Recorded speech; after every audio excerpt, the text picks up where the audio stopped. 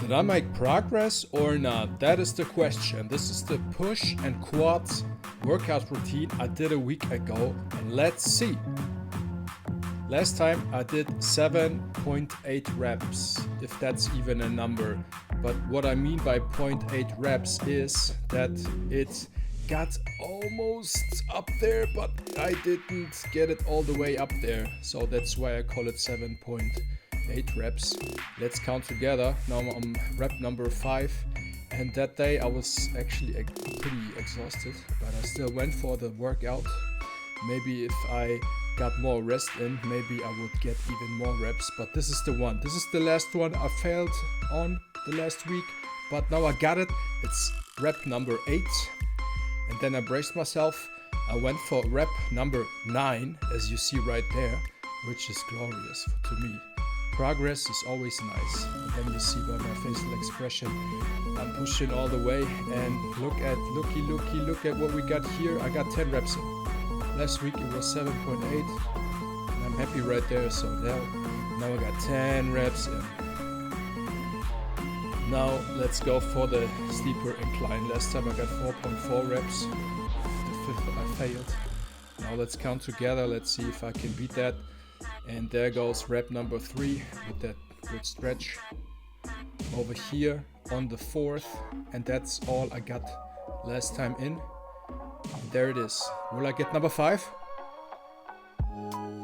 Yep, I got it. I got 5 reps in, which is progress. And the 6th one? Nope. Let's call this one 5.4. Now with the dumbbell flies, I'm still using the same amount of weight. And let's see if I can top 7 full reps. The stretch is always the same stretch. I will not go up or down any more than last time. I will always go for that same amount of stretch. We got number 4 in. We have to beat 7 reps. Right there, super slow. Number 5. I got 5 reps in. Can I do 2 more? Can I do 3 more? Can I beat myself? Look at 6. I'm struggling. Now I'm getting really my heart pumping, and I always try to get more air in. And there is number 7. This is what we did a week ago. Look at my big belly. My big belly is getting all the air in. Can I beat myself? Can I beat the last time I did 7, and now can I do 8? Let's see. And I did 8. You see? That is progress. And there I broke mentally. So yeah, for my chest training, I beat my previous numbers from last week. I contemplated not training today because I didn't feel like it. But I think those days where you don't feel like it are much more numerous than the ones where you feel like training. So on the upside, I performed more reps, which means I got stronger, right? And also I did not perform the reps in any other fashion. It was the same fashion. I went for the controlled positive and the controlled negative, and I got a good stretch in. So I cannot tell myself that this time around I was going for faster reps, which is not true. It was the same fashion, so I got stronger. Now many people probably would say that, or if you ask Mike Mensa, he would tell me, Tommy, you should not train today, you should take some extra days off, and maybe then I would be stronger, you know, which is absolutely possible, but I will never know. I mean, for this week, for this progression right there, I'm super happy with it. After my chest stretches, it's the dumbbell side lateral raise. Last time I did 27 reps, which is way up there. I don't want to go for so high reps anymore, so I bumped up the weight a bit, and especially on side laterals, the increasement of weight will be a much more severely felt thing than if you would increase the weight on any other exercise, I think, because even a feather will feel like a ton if you add it, especially on those side laterals. here I am performing rep number 8, and here I'm contemplating maybe never doing side laterals again because of that whole thing of you can always swing them up and swing them up. But now I got rep number 11 with more weight than last time. There's rep number 12, and right there my grip got very loose, so I was tightening the grip right there. So this is nothing I wanna do in the future, but the grip was so loose and I felt like there was more in the tank, so I went for more and more and more. What's that? Rep number 14, and here I'm breaking mentally. It's always that mental break where you cannot do anymore. I mean, the governor kicks in, you know what I mean. This is the weight for my upright rows, which I did the last time. And the last time I did 10 full reps. Now I'm trying to beat those 10 reps. Let's see how I'm doing this time. And I'm doing them the same way as last time, also with my straps, so I don't have to worry about the grip. But on my side laterals I had to worry about it. And now I'm starting to swing a bit, which is not pretty. It's maybe a little bit too much momentum, if you ask me. But here it is. Can I do rep number 10? Yep, just like last time. Here I'm fighting, I'm getting that big breath in, and we got 11 reps. Can I do more? Can I do more? Nope. You see, at some point it's just too much, and at some point you just break mentally. Now here I am trying to go for that shoulder stretch. You remember in my last video there is the shoulder flexibility test, and I'm going for it. My progression for that shoulder flexibility test probably will not be a steep progression. I think it will take a lot of time for me to do that test, but as long as I'm stretching that shoulder, I'm happy with it. I mean, any incremental step, it does not matter how small it is. If you're going further, if you're going the way that you told yourself to go, that's great. I would not be happy with myself if I'm abdicating my goal, but no matter how small the progress is, it's still progress, so I keep going. I'm stretching out that shoulder. Also, it's not even that long of a time that I tried to do that shoulder flexibility test. But we'll see, We'll see how long it will take for me to touch my both hands behind my back like that test. But who knows? And actually the shoulder stretch I did last time, I think it was not so good for my shoulder, because I woke up and I felt a little tweak in my left shoulder. So I will stay with this stretch I'm doing right there, and not the one I did last time. The one that I did last time, for many people it's a safe one, but for me, I guess I should not do that. I shouldn't do that stretch anymore. So I'm sticking with this one for a full minute, and that's it. Never do something stupid. Don't injure yourself. Don't be oblivious to it. You can always injure yourself. You're always one injury away of not training anymore.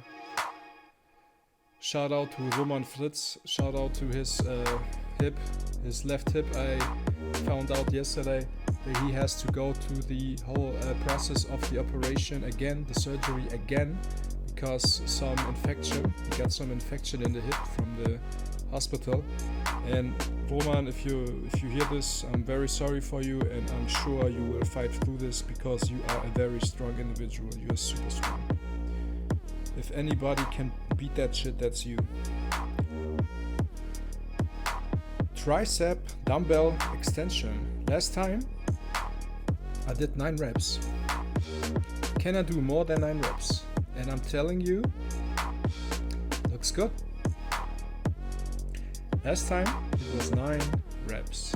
This time around, as you can see by my face, I was determined to get more in than 9. And let's see if I can do more than 9 reps, right? There I am.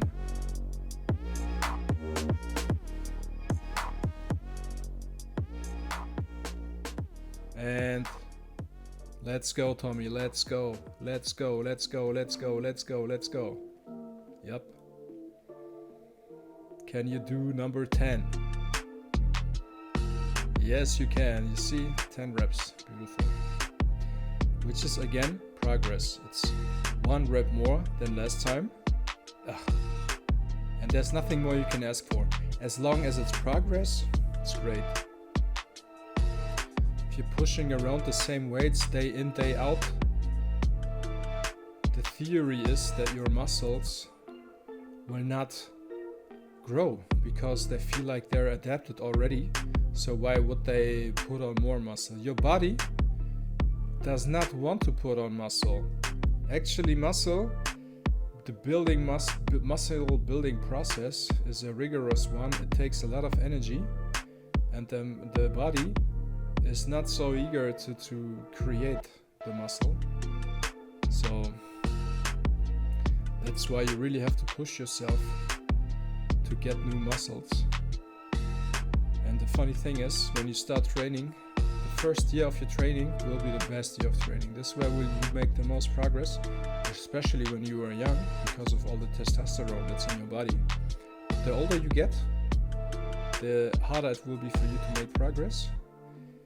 For example, if let's say you step in a car and you go from 0 to 60, you will be able to get to that point with a certain amount of fuel in your tank. But if you go from 0 to 200 miles per hour, that's a lot more fuel that you need to just get to the other next incremental step. Here I am. Last time I did 13.5 reps, and here I am with the 15th rep right there. So I beat myself. I beat the previous rep ranges, and I think here I did 16, and then I broke mentally, and then again I was kind of mad at myself. I did not push more, because I still made progress, but I wish I pushed myself even further, which I had no mental capacity to do. So that's why in the end you see myself, I'm a little bit angry, but that's okay. Tricep stretch for this time around. I did the same tricep stretch, but I chose another resistance band, not the blue one that I did just now for the chest. I took the gray one for my tricep stretch, just to get some variation. The blue one actually lays on my bed. You see in the background, there it is. But why not? Sometimes I go with this one, sometimes with that one. And this is a very uncomfortable one for my whole body, as you can tell by my face.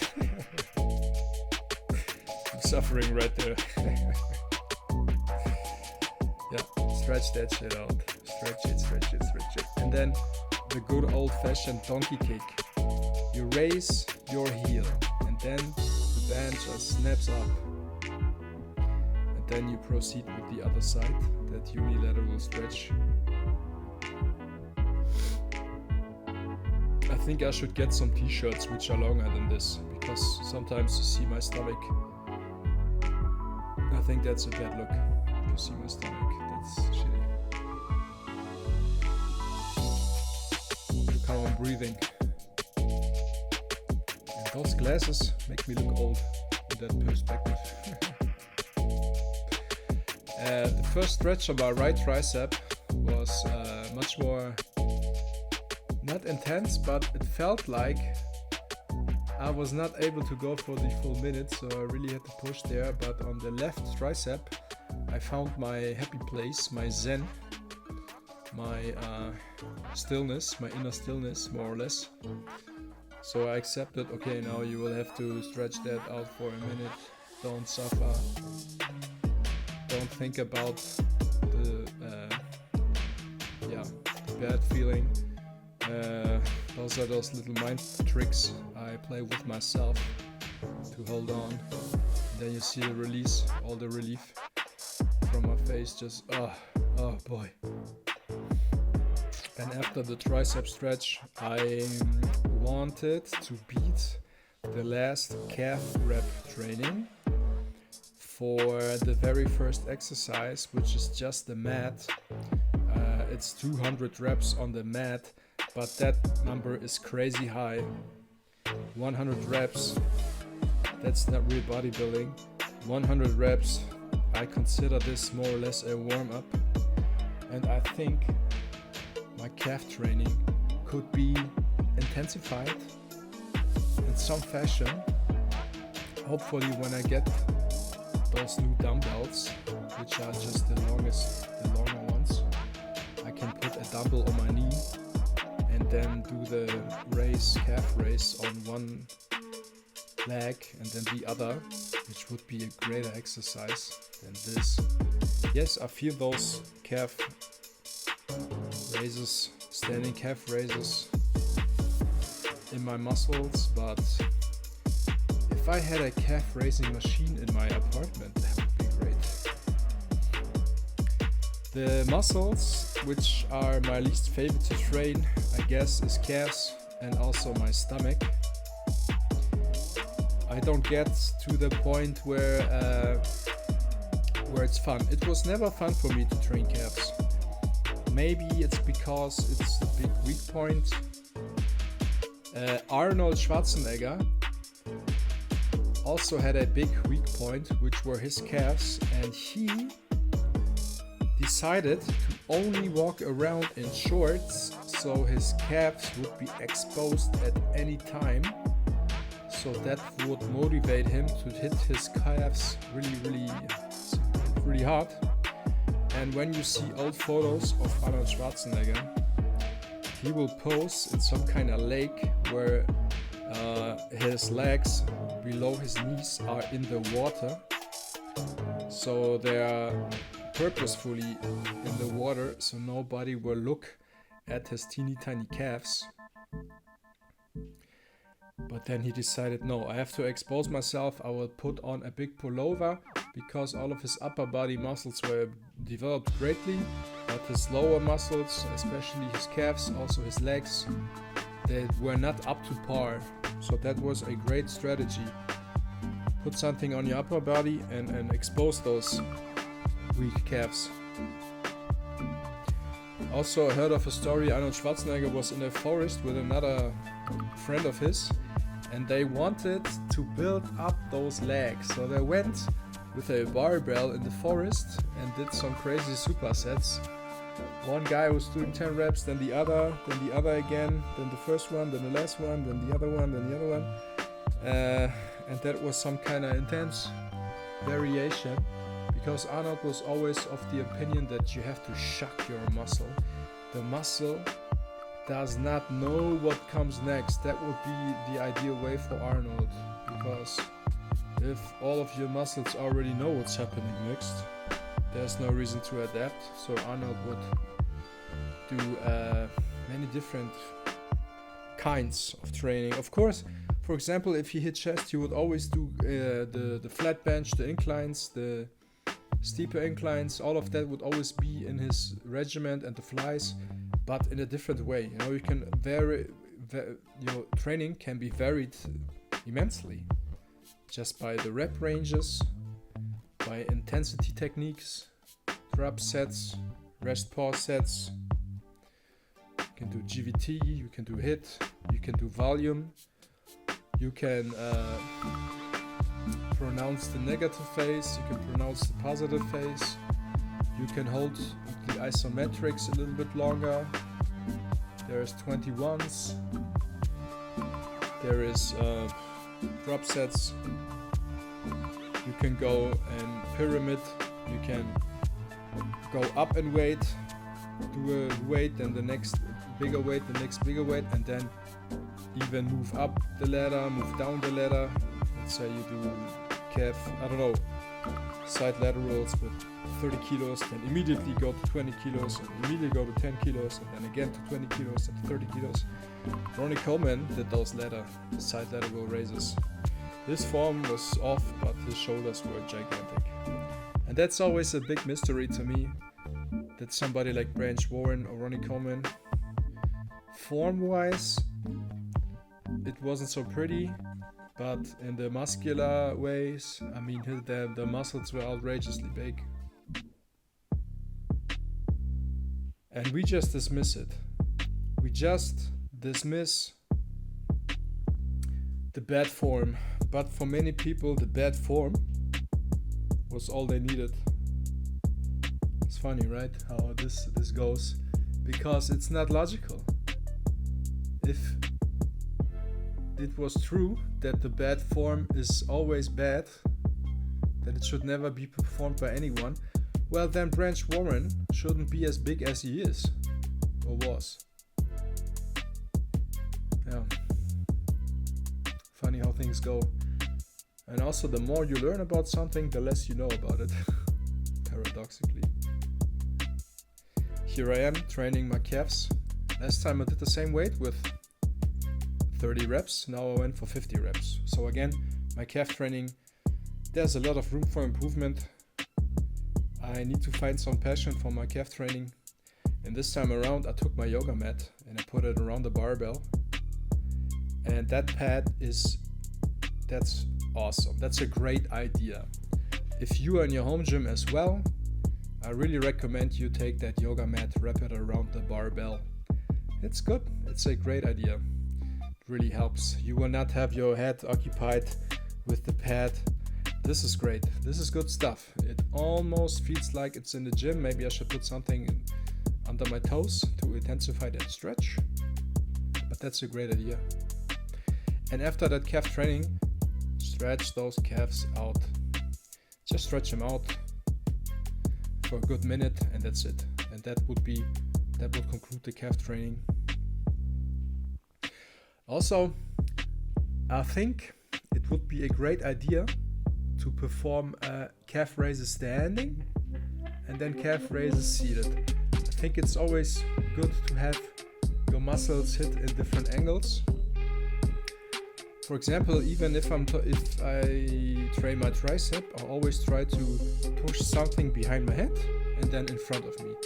That would be this will for me be a complete tricep workout. If it's pushed before your body and then behind your head, to hit all of those 3 tricep heads, you know. So look at your tricep workout. If you're just pushing, you should also look for something behind the mic and make sure it sound right, boys. Just to get all of those muscles in. And last time when I did my squats, I did 70 kilos for just 5 reps. I did not push myself so much because of the technique, which can use some improvement, but also because of my knee. I'm still not super comfortable in my knee. As soon as I feel just the slightest, not pain, but let's say a tweak, I will back off. I will do my best not to re-injure my knee. Those 70 kilos, which is a laughable weight for me, that's something I didn't do for the longest time. So I want to ease into the squat as long as I can. And then hopefully I will ease into, let's say, 100 kilo squats. That would be great for my situation right now. So there is rep number 7, as I feel like, oh my god, my technique is breaking down a little bit. So after rep 7, here I am with rep number 8, struggling up, and then push it out, chicken out.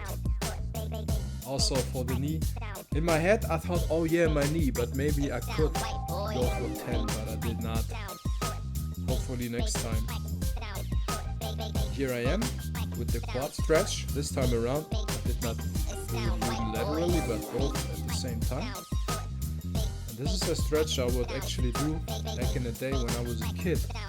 When I was 6 years old, I think from 6 to 12 years, I was doing judo, and this is the way you would squat down before each session.